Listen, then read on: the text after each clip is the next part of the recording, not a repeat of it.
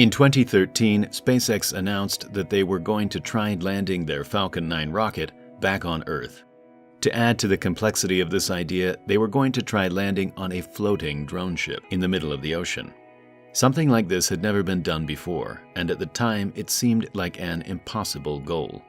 But if it was successful, it would be a massive step forward for rocket reusability. So SpaceX began experimenting with various test vehicles to learn how to land a rocket. After a couple of years and many explosions, SpaceX finally made the impossible possible. 5 years on from that historic first landing, the iconic sight of a Falcon 9 landing has become routine. With so many launches nowadays, SpaceX have perfected this incredible feat of engineering and saved themselves a lot of money. Each time a Falcon 9 is reflown, they save on the cost of building a brand new booster. In just the last 5 years, this has saved SpaceX over $1.4 billion. To this day, SpaceX is the only company that has landed and reused an orbital rocket booster. But now they are focusing their efforts on Starship and the next evolution of crazy space ideas. Those of us who have followed the Starship program have been treated to some incredible spectacles. The recent SN8 test flight was one of the craziest things SpaceX have ever done, but it showed that their ambitious plans for Starship are more realistic than most of us thought. After all of the crazy things SpaceX have done over the last 5 years, it seemed like things couldn't get any crazier. Until this. On Twitter, Elon casually announced a new plan to land the Super Heavy booster. But the plan isn't to land Super Heavy at all. Instead, SpaceX wants to catch it out of the air as it makes its final approach over the launch mount. It's an entirely different kind of flying, altogether. It's an entirely different kind of flying. Although this sounds like another crazy Elon idea, SpaceX aren't the only company to consider catching rockets out of the sky. Rocket Lab is planning on catching their Electron rocket using parachutes and a helicopter. Back in the 60s, NASA considered catching the enormous Saturn V first stage using a helicopter with rotor blades over 100 meters long. In comparison, SpaceX's idea sounds a little less crazy. But before we look into how and why SpaceX are going with this ambitious idea, I want to thank Private Internet Access for supporting this video. We have all been using the internet for a while now, but if you're new to the internet, well, you have a lot to catch up on. But many people still don't know how a VPN can improve their internet experience. Private Internet Access is the leading no-log VPN service with access to over 10,000 servers in over 70 countries. No matter what platform or device you use, Private Internet Access has you covered. If you want to unblock streaming services like Netflix, Amazon Prime, and Disney+, Private Internet Access will do that for you. This will give you access to all of the shows and films you've been missing out on. Their servers are safe and secure, and by using this VPN, your data will be protected from spammers and hackers. This is more important than ever now that more and more people are working from home. To support Primal Space and secure your data, visit privateinternetaccess.com/primalspace. This will give you 2 years of complete access for just $259 a month. You'll also get an extra 3 months for free. There's multiple payment options and a 30-day money-back guarantee, so you have nothing to lose. Protect your internet data today by using Private Internet Access.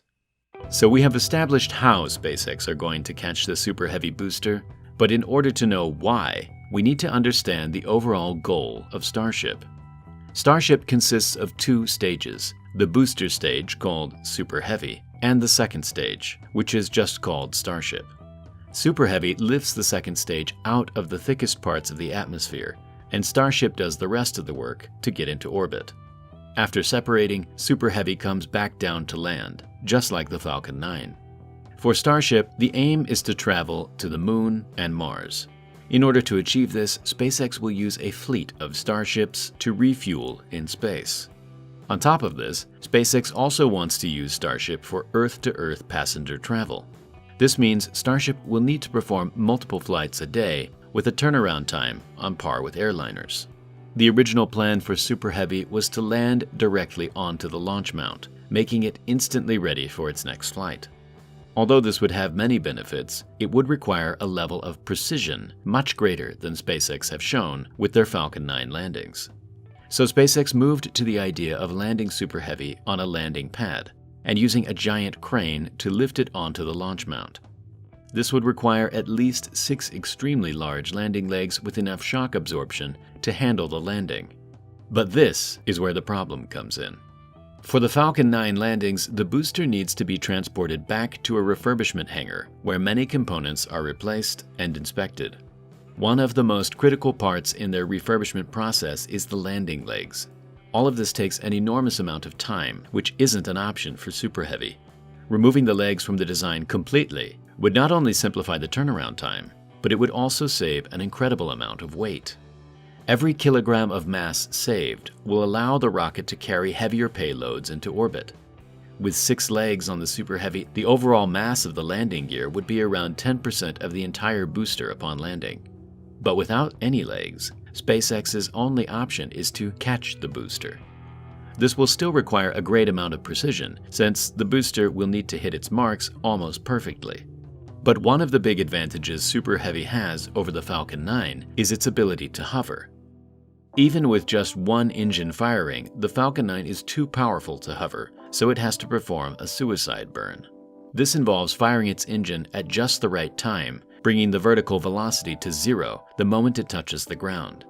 Since Super Heavy has more engines than the Falcon 9, it can reduce its thrust-to-weight ratio to 1. This will allow it to hover over the pad and give it extra time to adjust its course. SpaceX will try to catch the booster on its final approach using a giant arm attached to the launch tower. As Super Heavy comes into land, it will thread the needle between these catching arms until they retract inwards and lock into place. One of the key points about this idea is that the catcher will hook onto the grid fins, which will need to take the load of the entire booster.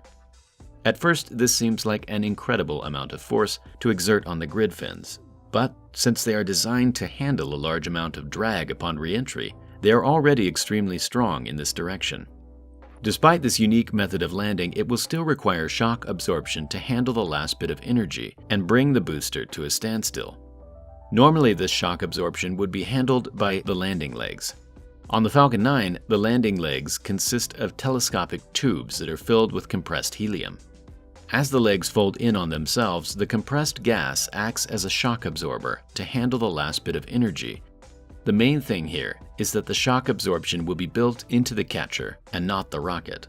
This will reduce the amount of stress on the rocket, taking away any need for major refurbishment. SpaceX will likely use a similar system of air suspension, but on a much larger scale. Another theory is that they could use a cable catching system, similar to the ones used on aircraft carriers.